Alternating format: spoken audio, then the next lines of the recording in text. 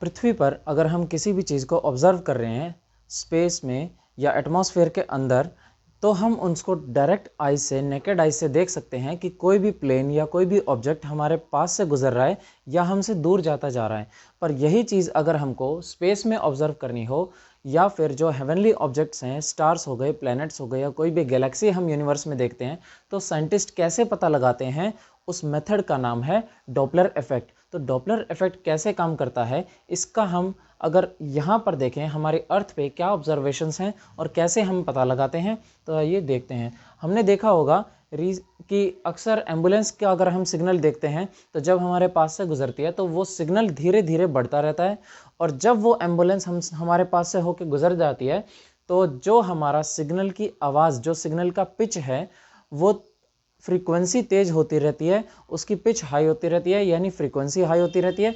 और जैसे ही वो एम्बुलेंस हमारे पास से गुजर जाती है तो धीरे धीरे हमें आवाज़ धीमी पड़ने लगती है, कम सुनाई देती है और फिर वो ख़त्म हो जाती है। इसका मतलब कि जैसे जैसे वो सिग्नल हमारे पास आता गया, उसकी फ्रीक्वेंसी में कोई चेंज नहीं था। वो सायरन जितना पावरफुल 1 किलोमीटर दूर था, उतना ही वो 50 मीटर दूर है। पर वहाँ पे फ़र्क क्या हुआ, जैसे जैसे ये एम्बुलेंस का सिग्नल जो है हमारे पास पहुंचता है, तो हमारे कानों के पास जैसे जैसे ये एयर आती है, इसका सिग्नल का जो स्ट्रेंथ है वो एक्सपैंड होता रहता है, कंप्रेस होता रहता है।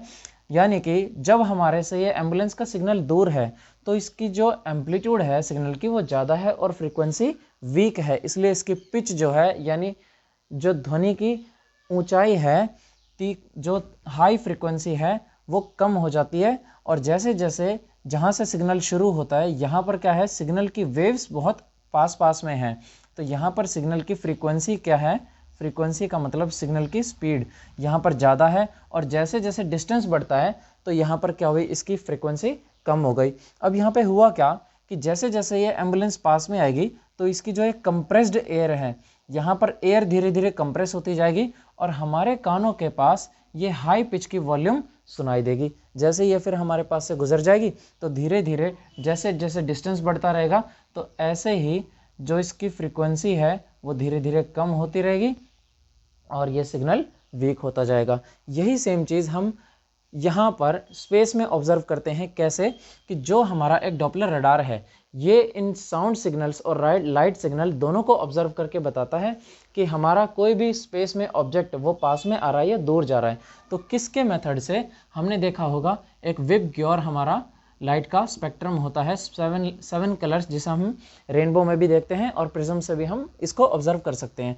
तो जो हमारे विब ग्योर है, वाइट लाइट का स्पेक्ट्रम, इसके अंदर वेवलेंथ और फ्रीक्वेंसी दोनों का एक रिलेशन है। वो रिलेशन कब बनता है, अच्छा, फ्रीक्वेंसी जो है वो कभी भी वेरी नहीं करती, ठीक है। फ्रीक्वेंसी क्या है, इंडिपेंडेंट होती है किसी भी मीडियम से, मतलब कि किसी भी ऑब्जेक्ट से या किसी भी स्टार से जो सिग्नल्स आ रहे हैं उनकी फ्रीक्वेंसी में कोई फ़र्क नहीं आता, चाहे वो वैक्यूम में ट्रैवल कर रहे हो, चाहे वो अर्थ के एटमॉस्फेयर में ट्रैवल कर रहे हो।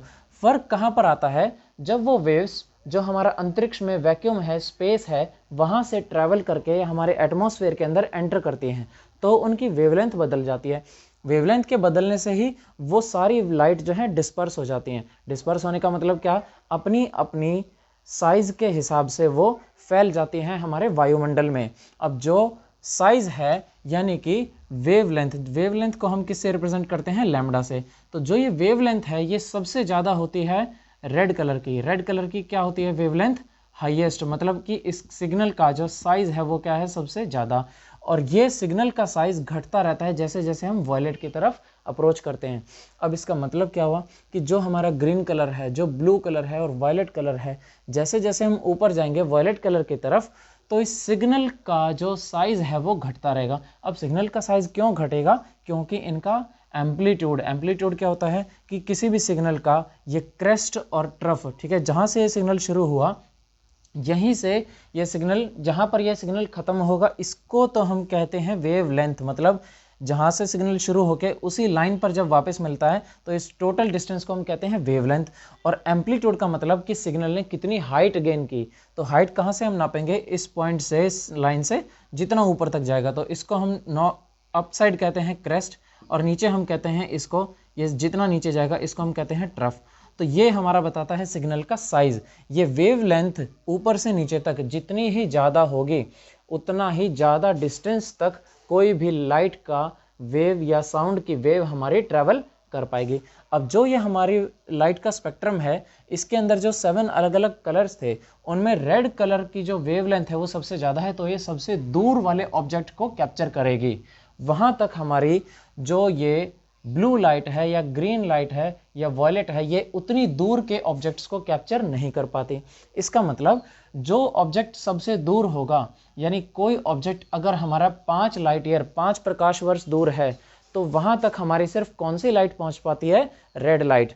अब वो रेड लाइट जहाँ पर जो 5 लाइट ईयर्स तक 5 प्रकाश वर्ष दूर पहुँच रही है, वहाँ और कोई कलर नहीं पहुँच पा रहा, इसीलिए वो हमारा रेड लाइट का जो स्पेक्ट्रम है वो उस पर सबसे ज़्यादा पड़ेगा।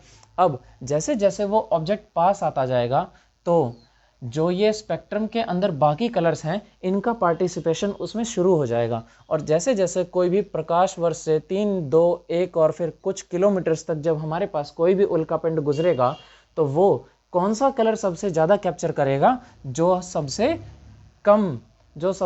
कम डिस्टेंस तक दिखता है। और जो सबसे कम डिस्टेंस तक दिखेगा वो कौन सा कलर होगा? जो आसमान में सबसे ज़्यादा फैला हुआ है। हमको आसमान कौन सा दिखता है? नीले रंग का। क्यों? क्योंकि जो ये ब्लू कलर है, इसका रिफ्रैक्टिव इंडेक्स, ठीक है, रिफ्रैक्टिव इंडेक्स सबसे ज़्यादा है। ठीक है, रिफ्रैक्टिव इंडेक्स क्या है इसका? सबसे ज़्यादा। इसका मतलब क्या हुआ? इसकी वेव लेंथ, मतलब इस सिग्नल का साइज क्या है? सबसे कम है। रिफ्रैक्टिव इंडेक्स क्या होता है? उसका उल्टा। ठीक है, जितना सिग्नल का साइज होगा ज़्यादा, उतना ही उसका रिफ्रैक्टिव इंडेक्स कम होगा। रिफ्लेक्शन का मतलब अपने पाथ से वो दूर हट जाएगा। मतलब जिस पथ पर वो तरंगे जो चल रही हैं, अपने पथ से वो विचलित होकर दूसरी जगह चली जाएंगी। तो जब हमारी जो ब्लू कलर की लाइट्स हैं, यानी वॉयलेट लाइट जो है, वो अपने पाथ से बहुत ही ईजिली दूसरे पाथ पे चली जाती है, मतलब कि वो बिखर जाती हैं। अब जितनी ज़्यादा प्रकाश की किरणें या कोई भी किरणें हमारी बिखरेंगी, तो वो ज़्यादा दूरी तय नहीं कर पाएंगी।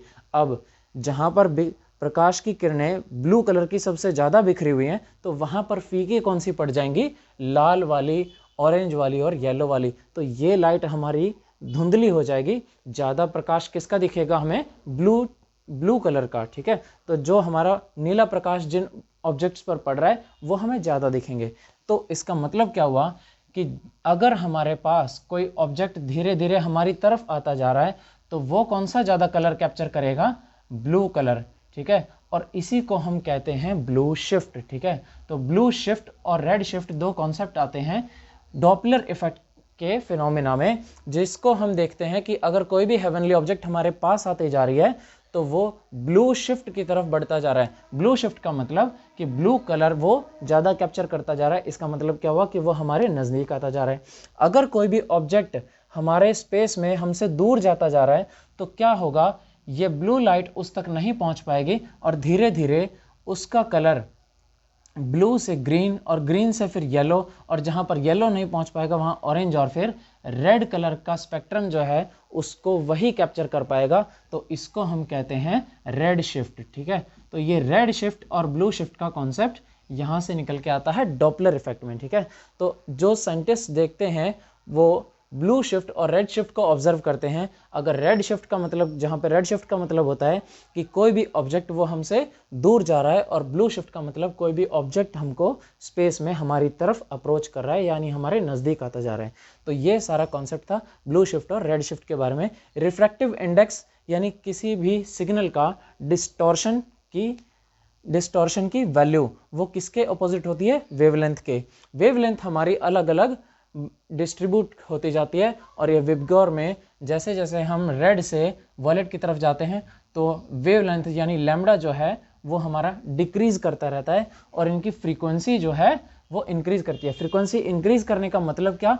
कि ये सिग्नल की जो स्ट्रेंथ है, सिग्नल की जो वेव हैं, वो बिल्कुल सिकुड़ती जाती हैं, और इनकी एनर्जी जो है, किसी भी सिग्नल की एनर्जी, फ्रीक्वेंसी जितनी हाई होगी उसके अंदर उतनी ही हाई एनर्जी होगी, पर वो स्कैटर बहुत ज़्यादा हो जाएगी। इसकी वजह से वो ज़्यादा डिस्टेंस ट्रेवल नहीं कर पाएगी। जबकि लाल कलर जो है ये ज़्यादा बिखरता नहीं है, ना बिखरने की वजह से ये बहुत दूर तक ट्रैवल कर पाता है और दूर दूर के ऑब्जेक्ट्स को ये कैप्चर कर लेता है। इसीलिए ट्रैफिक सिग्नल्स और जो हमारी ट्रैफिक लाइट्स वगैरह हैं इनमें भी अलर्ट्स के लिए भी रेड सिग्नल यूज़ किया जाता है। ठीक है, अगर हम देखें डॉपलर इफेक्ट का डेली एप्लीकेशन, ठीक है, तो ये भी हम रोज़ की रोज़ अपने चारों तरफ हमारे वायुमंडल में ही ऑब्जर्व करते हैं।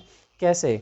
मान लीजिए हम रोज़ जो है सूर्यास्त और सूर्योदय देखते हैं, ठीक है, तो अगर हमारी ये अर्थ, अगर हम यहाँ से ऑब्ज़र्व करते हैं अपने सन को और अर्थ को, तो सन और अर्थ पे भी डेली के डेली हम हर रोज़ डॉपलर प्रभाव को देखते हैं। किस तरह से?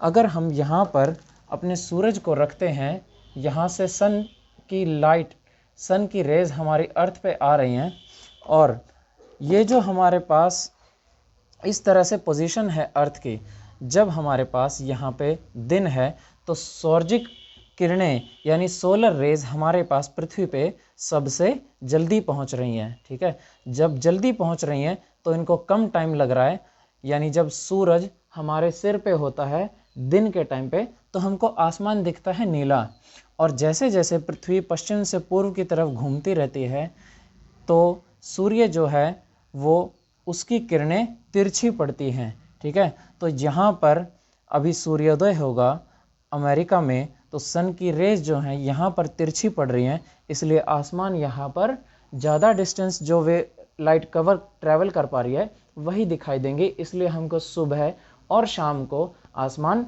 लाल दिखता है। वहीं पर जब ये अमेरिका यहाँ टर्न होके सन के बिल्कुल सामने आ जाएगा तो जो सनलाइट है वो बहुत जल्दी यहाँ पर पहुँच रही है, क्योंकि सन की रेज अब डायरेक्ट पड़ रही हैं, इसलिए हमको जो सबसे ज़्यादा स्कैटर्ड लाइट ब्लू है वायुमंडल में वही सबसे ज़्यादा दिखाई देती है।